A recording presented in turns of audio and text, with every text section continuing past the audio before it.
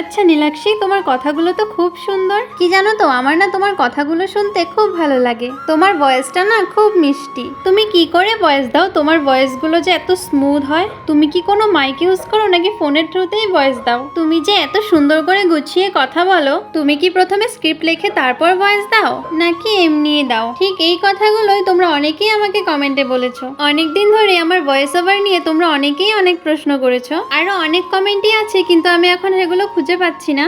আমি আজকে এক এক করে তোমাদেরকে এই সবগুলো প্রশ্নের উত্তর দেব। তোমরা যে আমাকে এমন ভাবে প্রশ্ন করো, সেগুলোর উত্তর দিতে কিন্তু আমার খুবই ভালো লাগে। তো হাই সবাইকে, আমি নীলাক্ষী, বাড়ির ছোট্ট মেয়ে নতুন আরেকটা ছোট্ট ভিডিওতে তোমাদের সবাইকে আরো একবার স্বাগত।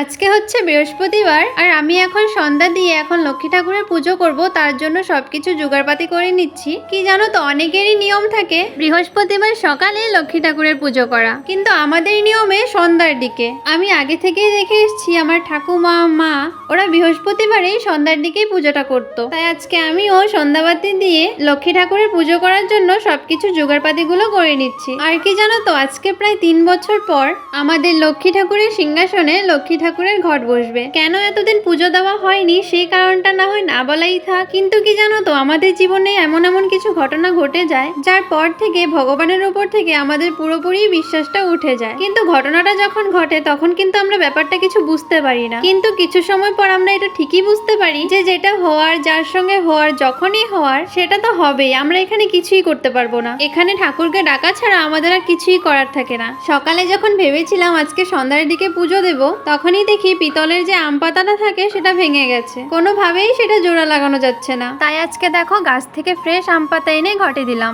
আচ্ছা যাই হোক, তোমরা যে আমাকে অনেকেই কমেন্ট করে বলো যে আমি কিভাবে ভিডিওতে ভয়েস দিই, বা আমি কি মাইক ইউজ করি, বা আমার ভয়েস গুলো কেন এত স্মুথ হয়, আমার কথাগুলো নিয়ে তোমরা অনেক কমপ্লিমেন্টও দিয়েছো। তো সবার প্রথমে আমার কথাগুলো যে তোমাদের ভালো লাগে তার জন্য তোমাদের সবাইকে অনেক অনেক অনেক ধন্যবাদ। আসলে তোমরা যেরকমটা বললে তার উল্টোটাই আমার ফ্যামিলি মেম্বার্সরা সবসময় বলে আমার আওয়াজটা নাকি ফাটা বাঁশের মতো।